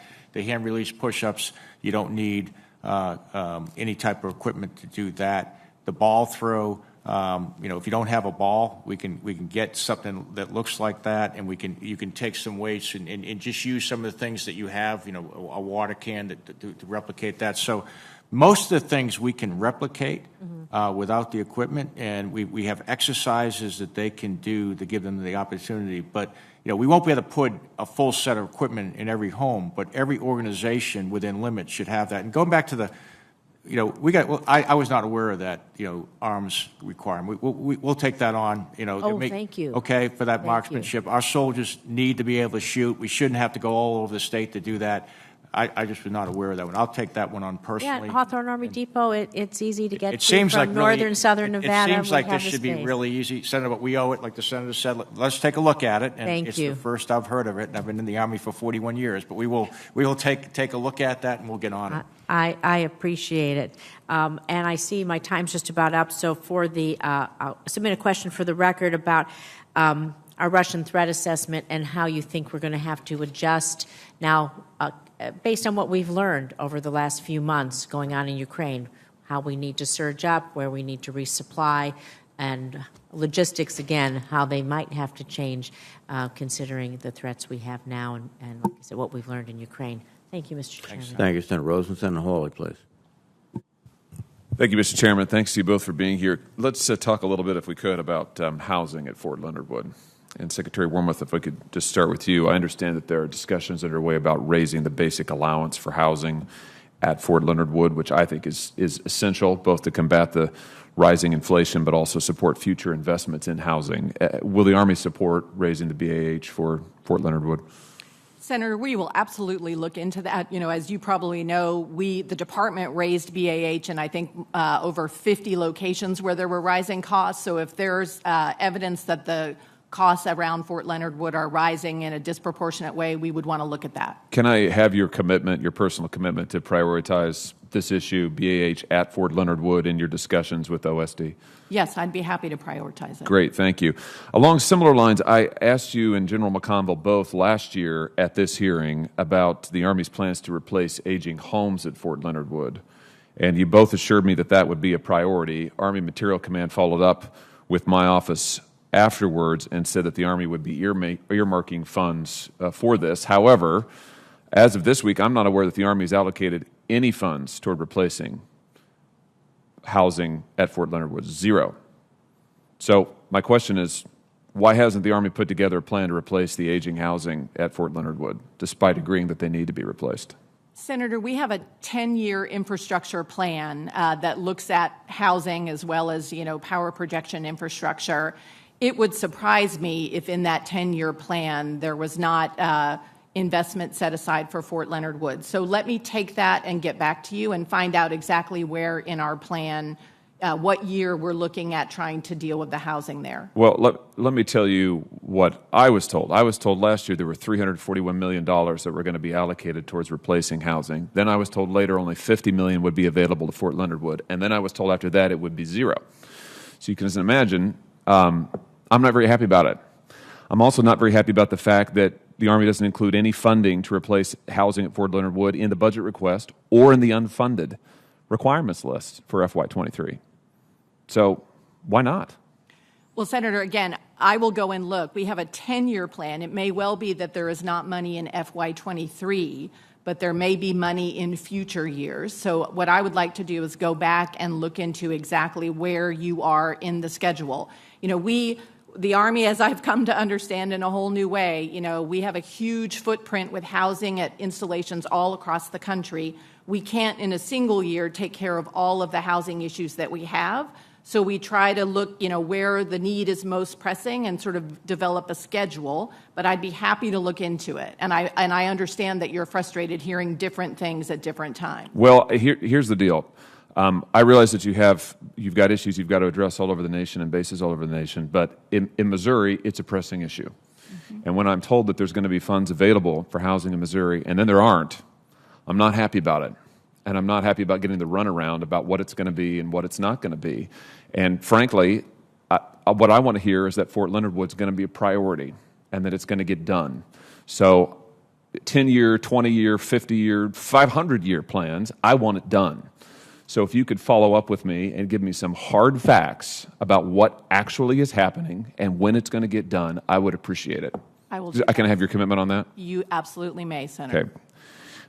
Let me shift topics. You gave a speech, Madam Secretary, last year about the Army's role in the Indo-Pacific, and during that speech you said, I'm going to quote you now, if required, the Army can counterattack using its maneuver forces, for example, infantry, striker elements, and combat aviation brigades to restore the territorial integrity of our allies and partners. My question is, given that the DoD has designated China as the pacing threat and the Taiwan scenario as the pacing scenario, what role do you see Army maneuver forces playing in helping us deter a potential Chinese invasion of Taiwan?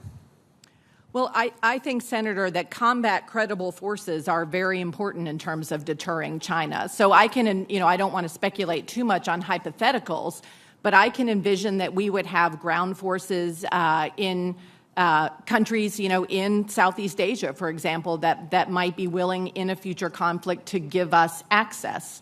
You know, we exercise regularly with the Philippines, for example. You know, we have a very close relationship with Australia. So I can envision situations where ground forces could be very helpful. Good. That's helpful. General, can I just ask you, and my last question here, do you think that we should maintain the ability to put Army forces on Taiwan in the event of a crisis so the President has an option, if necessary, to deter or defeat a fait accompli? Yeah, I believe we should provide multiple options to the chain of command, and we should not be a one-option commander. And, you know, we've got great sea forces, we've got great air forces, we've got great ground forces, and what we want to do is provide multiple options, and I think our modernization priorities do that. With long-range precision fires, we can, you know, sink ships. But at the end of the day, you know, someone on the ground is going to have to be there, you know, whether it's our allies and partners. But the thing we also found out with Ukraine is we put soldiers into the Baltics, and we put soldiers in place. Having American soldiers on the ground reinforce our allies and partners, and quite frankly, it reinforces their will to defend their country, and I think we should have that option for the National Command Authority. Thank you both, and thank you especially, Madam Secretary, for your help on the housing issue. Thank you, Mr. Chairman. Thank you, Senator Hawley. Senator Hirono, please. Thank you, Mr. Chairman. The Army is negotiating renewals for several training area leases in Hawaii that are set to expire in 2029, including the Pohakuloa Training Area, PTA. Secretary Wormuth, as you know, PTA is critical to ensure Army ground forces and Marine forces in Hawaii are adequately trained. However, these lands hold cultural significance to the Native Hawaiian community, and it is imperative that the Army conduct a respectful engagement with local community leaders, especially the Native Hawaiian population, to listen to their concerns. Secretary Wormuth, these training area leases are critical, as I just mentioned, and as was and is the case with the massive Red Hill fuel tank installation. The training lease issue is one that will require senior level involvement to ensure the community's concerns as well as the national security concerns are addressed. So as we have previously discussed, I would ask you and General McConville to personally place attention on this issue. Yes, Senator Hirono, I appreciate you raising that, and I will be getting out to the region this summer, and I have already talked with General Flynn and intend to engage with community leaders the next time I'm there on the training range issues. Thank you very much. I can't begin to express how important Pohakaloa training area is going to be for our military. We agree. Secretary Wormuth and General McConville, last year Congress made historic changes to how the military handles sexual assault. And while those changes are in a step in the right direction, implementation in a timely manner will be important. I also remain concerned about how sexual harassment is being investigated and prosecuted, because there is no question that sexual harassment is also a scourge on the military, which is why I introduced the Sexual Harassment Independent Investigations and Prosecutions Act to solve this outside of the chain of command. Do you think, Secretary Wormuth, that moving sexual harassment investigations outside the decisions on prosecuting sexual harassment outside the chain of command would be another step in the right direction to restore trust in the system? Senator Hirono, I certainly think we need to restore trust in the system, and I think the changes that Congress has legislated already will help us with that. I would be certainly open to looking at what you are putting forward in your legislation. We've made a number of changes. I think it would be useful to see what are the results of the changes that we are now undertaking. But it is very important to me to restore trust with our soldiers and, frankly, with the American public. So I am open to looking at what more we might do.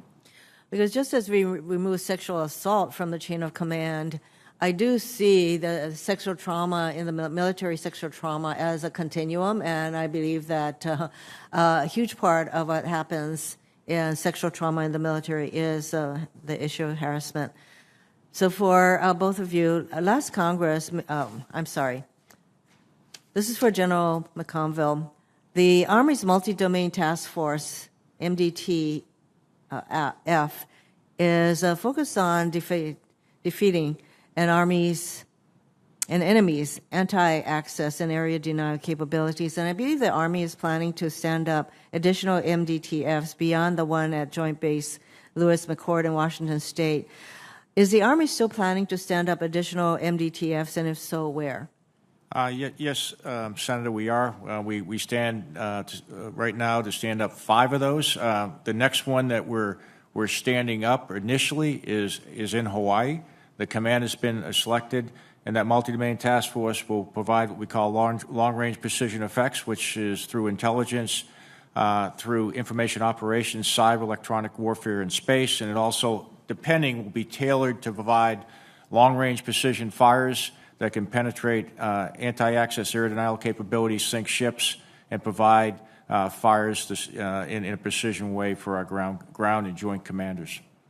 And what specific steps is the Army taking to ensure that the MDTFs can work closely with our allies and partners, because that will be an important aspect of what these task forces do? Well, they are very much in high demand, just like our security force assistance brigades. Under General Flynn's leadership, he has them working very closely with our allies and partners, providing those capabilities, and we will continue to do that, so they're an integral part of both the joint and the combined force. Mr. Chairman, I have some additional questions, but I'll submit them for the record. Thank you. Thank you very much, Senator Hirono. Senator Sullivan, please. Thank you, Mr. Chairman. And General, Madam Secretary, thank you for your service. I appreciated our phone call yesterday, and kind of want to dive into some of the topics we talked about. As you know, we have this very kind of dual challenge and opportunity in Alaska. The challenge is the very high rates of suicide, which nobody wants. And I really appreciate the Army focusing on this. I think you've put all your best minds to it. It's a complex problem, but I want to thank all of you. Madam Secretary, you were in Alaska recently. The Vice Chief was in. General, you're up there a lot. So we talked about some of what you're thinking through, both from a surge capacity on professionals that can provide help, but also as part of the Arctic strategy that you've been focused on for quite some time, new capabilities in Alaska. And I was wondering if you both wouldn't mind touching on both of those topics right now. And again, I appreciate your full attention to this issue, which I know concerns you as much as it concerns me and the people I represent. Certainly, Senator Sullivan. I think really there are two big things that we're trying to do in Alaska right now under the umbrella of the Arctic strategy for the Army. First, as we talked about yesterday, we are really trying to surge a significant quantity of behavioral health providers to help deal with the mental health issues.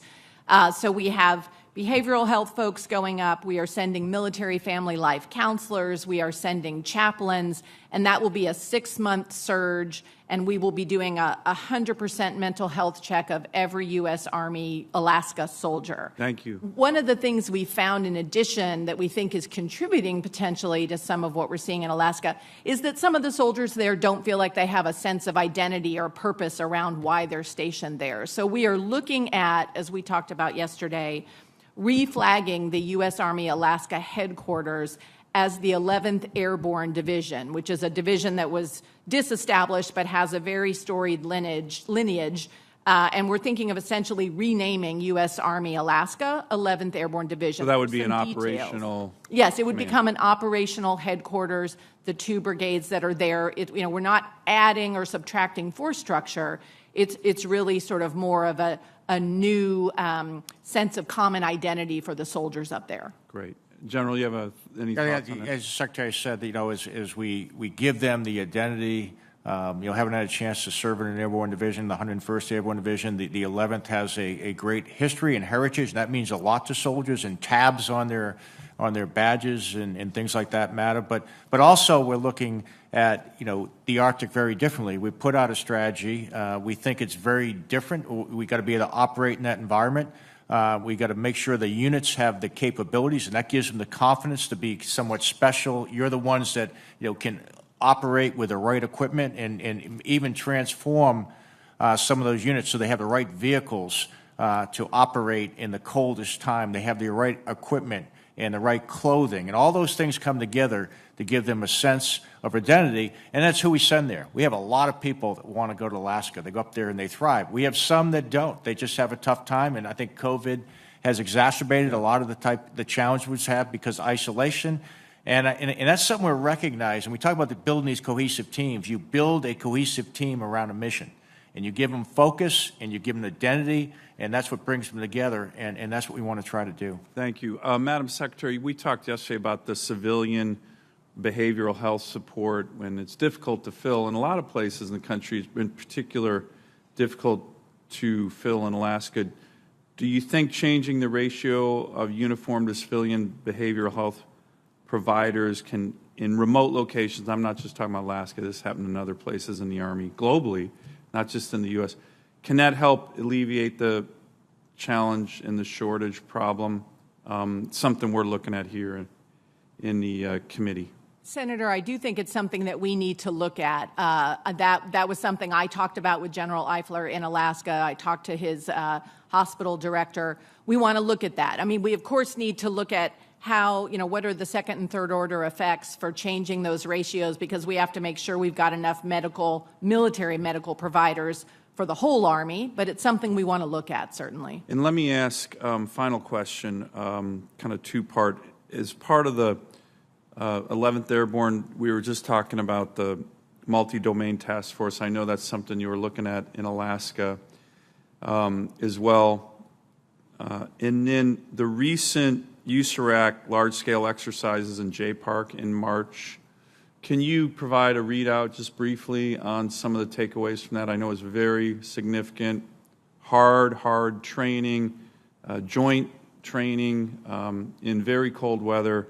Any thoughts and takeaways on lessons learned from that as it relates to what you're planning on in Alaska and then beyond, multi-domain task force and other?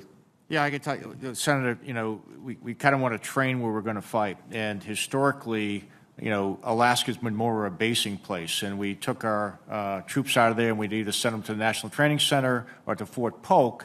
And, Fort Polk in the summer is not the equivalent of the Arctic in the winter. So, what we learned was conducting exercises, in the winter in a combat training center-like environment is extremely important, so our soldiers develop the confidence in how to work in that environment. And as you know very well, a lot better than I do, I've been up there in the winter, but not for a long period of time.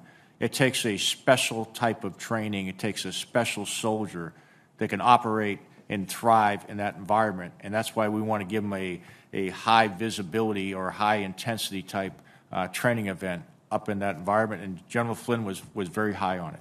Great. Thank you. Thank you both. Thank you, Senator Sullivan. Senator Warren, please. Thank you, Mr. Chairman, and thank you to our two witnesses for being here today. At the end of the day, budgets are a statement of our values. I don't like the statement being made by the Army budget request. We have all heard the horror stories of substandard on-base housing. Military families across the country live with black mold and collapsed ceilings and electrical and fire hazards and a lot of other substandard conditions. And after this scandal was exposed, then Acting Secretary of Army Ryan McCarthy said, before this committee, military housing was, quote, our top quality of life priority, and we are aligning resources against it, end quote. Secretary Wormuth, do you agree that safe and healthy housing conditions for military families should be a top Army priority?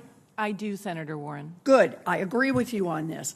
Secretary Wormuth, the Army's base budget just submitted to Congress requests for $1.9 billion in funds for military construction and family housing. Is that correct?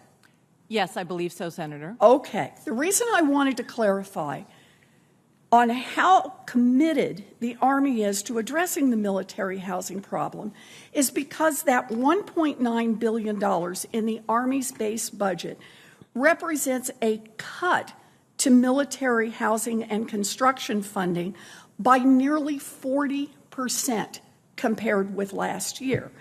Now, another big chunk of the money needed to address the problem, evidently you think there's still work to be done, another $330 million is on a separate list typically referred to as the unfunded priorities list.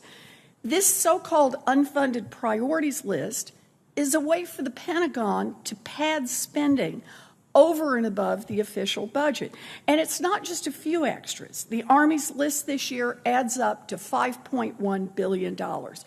Typically, the Pentagon takes some of the most popular items that it wants funded, excludes them from the base budget, puts them on the unfunded priorities list, and then dares Congress not to jack up its budget above the Pentagon's initial submission. So, Secretary Wormuth, during your confirmation hearing, you agreed that substandard military housing was both a readiness and a retention problem. You just told us it should be a top Army priority. So why didn't you include the whole request in your base budget? Senator, thanks for that question. And as I was just saying to Senator Hawley, we have a very large footprint with a large number of bases. All of them have housing. And I would love nothing more than to be able to renovate all of the housing around the country that needs to be renovated in a single year. But we are not able to do that at the same time that we are trying to transform ourselves in terms of modernization in a way that we haven't done for 40 years, and also maintain all of the readiness that we need to be able to respond quickly as we have to the situation in Ukraine. So we are trying to balance a number of competing demands.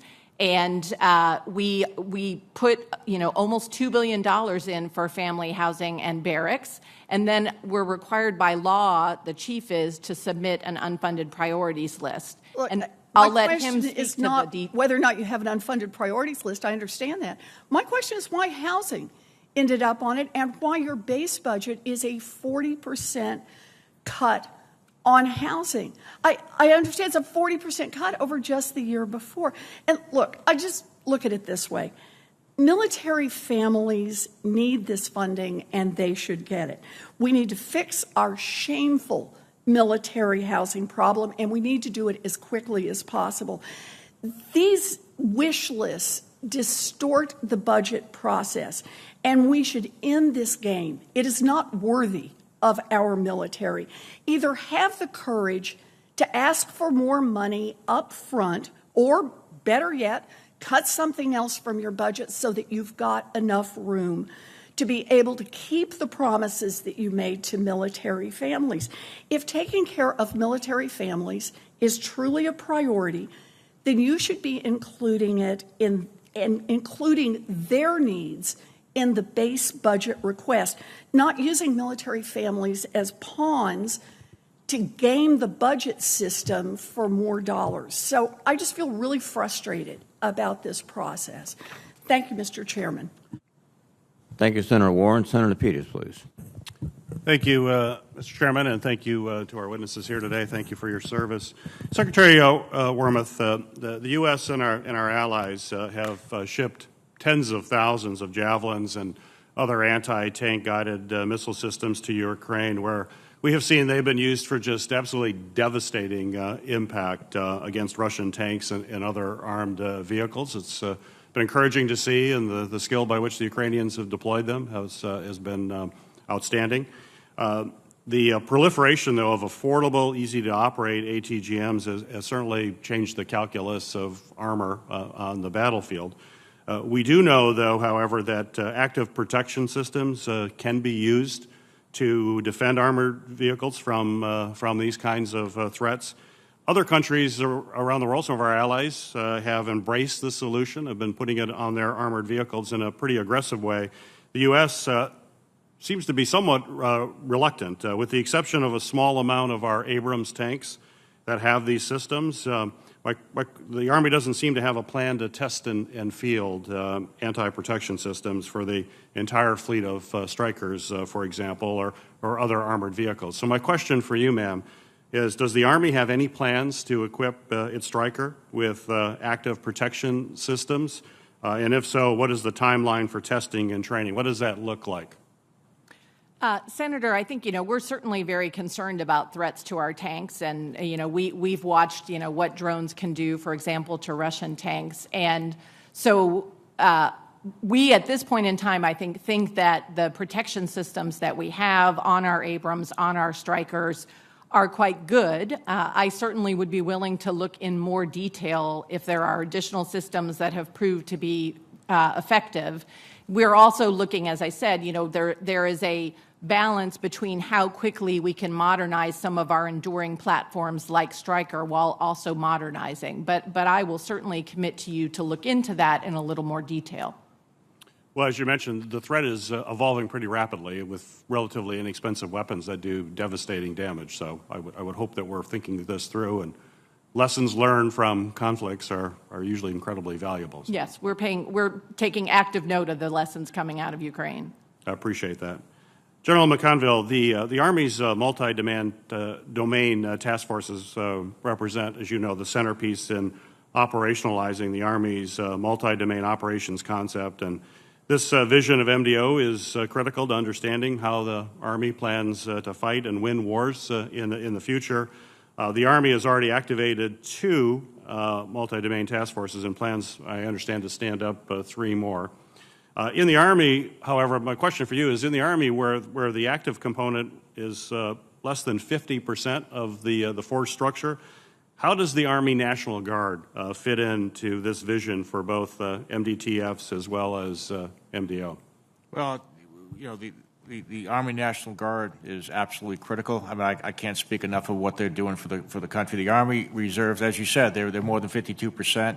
What we've asked them to do in the United States and also overseas is just miraculous. And I keep saying this is the year of the Guard, and every year seems like it's the same year after year, and we've asked them to do so much. And we have, the Secretary and I have committed to the Guard that they will get the modern equipment. Some people, it won't be the first 31 in the regular Army. We've made a promise to the Guard that they will be fielded with this type of equipment up front. I've talked to General Hokanson. He wants the National Guard in coordination with the governors to reflect where the regular Army's going. They want to have the same capabilities, and we are doing that with them as we work through those problem sets. Right. Thank you. Secretary Wormuth, as chair of Homeland Security and Government Affairs Committee, I'm concerned about the impacts of the increased domestic activation of our Guard forces for national disaster recovery, civil unrest, pandemic response. They've been called on for a variety of missions. And we absolutely need these brave men and women to answer the calls to service, but it also is increased operational tempo, and that certainly takes its toll. Data compiled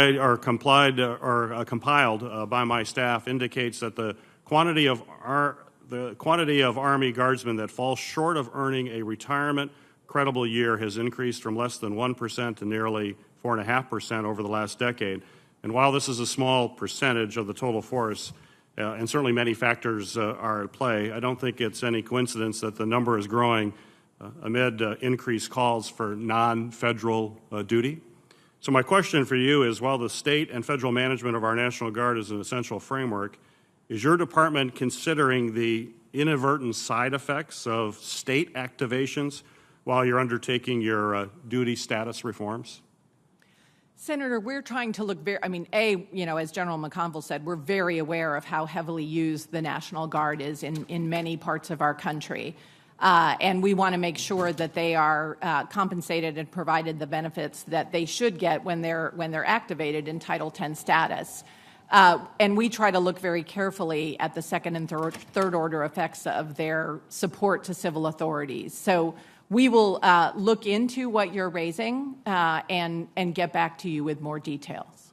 Well, I appreciate it. We will follow up with you and look forward to having a chance to work through this and make sure people are treated fairly and equitably. So Absolutely. Thank you very much. Thank you, Mr. Chairman. Thank you, Senator Peters. Senator Duckworth, please. Wow, good timing. Thank you, Mr. Chairman. Impeccable timing. Impeccable. It's got to land your aircraft plus or minus 10 seconds. Thank you, Mr. Chairman. Secretary Wormuth and General McConville, thank you for your service to our Army, and thank you for your discussion with me earlier this week. I am truly encouraged by the challenging work you both are doing to lead the modernization of our Army, particularly in the Future Vertical Lift program. On Tuesday, I chaired a classified airline subcommittee briefing on the status of the Future Vertical Lift program. And despite the love I will always have for my UH-60, I am excited for the future of Army aviation. It is clear that the Army has applied lessons learned from acquisition programs across the DoD, as this program remains on schedule and on budget while bringing cutting-edge, vital combat capability to our forces. I want this trend to continue for all lines of efforts under the Future Vertical Lift program and for all phases of each system's life cycle. Secretary Wormuth, given the need for modernization across the force, what work is the Army doing to ensure continued affordability of these systems, not just during procurement, but also through sustainment? A primary thing we're doing, Senator Duckworth, is really trying to look very early on in the development process at affordability costs, at sustainability costs, and about maintainability costs. Because as you undoubtedly know, it's often the sustainment and maintenance costs that can really kind of balloon and cause the overall cost of the platform to increase. So we're trying to really factor that in early and pay a lot of close attention to it as we go through the development and acquisition process with FLRAA and FARA. Thank you. What portions of this year's budget requests are fundamental to maintaining on-time delivery of all aspects of FVL? I'm sorry, could you say that again, Senator? What portions of this year's budget requests are fundamental to maintaining on-time delivery of all aspects of the Future Vertical Lift program? I would say, Senator, the portion of our modernization $35 billion investment that's associated with future vertical lift is critical to making sure that the program stays on schedule. We are in the process of, we will be having prototypes for FARA flying in FY23. We already have some experimental demonstrators with FLRAA. And we have the money built into our modernization budget to try to keep those programs on schedule. Thank you. And I look forward to working with you both to take every opportunity to maintain the success of this program. I want to switch gears a little bit and talk about contested logistics. Our military must be prepared for the tough logistical challenges they could face in an Indo-Pacific theater of conflict. To do so, we must invest in innovative technologies that allows us to provide critical supplies at the point of use. Advanced manufacturing programs are already producing promising results for the warfighter. For example, the Army's Joint Manufacturing and Technology Center at Rock Island Army Arsenal in Illinois is leading the way in building a robust additive manufacturing capability with their state-of-the-art 3D printers. Deploying this technology would allow us to rapidly produce parts needed for maintenance in theater, among other important uses. Yet there is a lack of overall guidance on how to operationalize these technologies and coordinate their development across the department. And yesterday, I introduced the Bioindustrial Additive Manufacturing for America Act. This legislation directs the Department of Defense to build on the success of these existing efforts and create an implementation strategy that allows the DoD to realize the full benefit of additive and bioindustrial engineering and manufacturing. General McConville, what role do you see additive manufacturing playing in supporting the Army's logistics efforts in a contested environment, and what barriers do you see to successful operationalization of these innovative technologies across the Army? Well, I think it, Senator, is extremely important. You know, if you look at how we've done logistics over the years, we used to call the Iron Mountain. We brought a whole bunch of parts with us, and that was very excessive, and we tried to get more efficient, and we went to more like just-in-time logistics, and that becomes very challenging. I think what additive manufacturing does for us is gives us the capability to make those parts at the critical time when we need them. And as you know very well, our helicopters don't fly, our tanks don't drive, our trucks don't work without having those parts. So I think we need to get very aggressive after this capability. I think we need to have it on the forward edge of the battlefield so we can make the parts that are critical in case we can't get the resupplies. And again, I'm a firm supporter in it. I think we'll also stop this tendency sometimes also to start cannibalizing parts out of one piece of equipment, because what happens is you borrow one part, so now it's down for that one part, and then another aircraft needs something, so then let's go take it from that one, and before you know it, you've got a hangar queen, whether it's an aircraft or a ground vehicle. General McConville, given the increased funding in the Pacific Pathways program in your budget request this year, how do you plan to grow these types of exercises, and what can Congress do to help you support you in these efforts, like the Pacific Pathways program and these exercises? Well, we've been talking about this center and talking with General Flynn and talking to Admiral Aquilino. Is it's really important that we set the theater with our allies and partners, that we have forward presence, that we have access and presence, that we have equipment forward, very similar to what we have in Europe. If we want to be in a position to reinforce allies and partners and be a deterrence, we've got to have forward presence, and we need to work on that. What can we do to help you with that? Well, some of it is the resourcing, and also it's a policy decision for a lot of us. I defer to the policymakers of what type of relationship do we have with these countries? Do they allow us to have a status of force agreement with so our troops can come there, so our troops can exercise, and so our troops can stay there? Yeah, and I know you certainly have done your part in developing those relationships, the mill-to-mill relationships, and thank you for your efforts in that. I'm out of time, Mr. Chairman. Thank you, Senator Duckworth. I will, at this point, recess the open hearing, and at 11:50 we will reconvene in SVC 217 so that the Secretary and the Chief can elaborate in a classified setting if they feel so, and my colleagues can pose questions that are maybe requiring classified answers. With that, I will adjourn the open hearing, and at 11:50 hours, we'll see you in SVC 217. Thank you.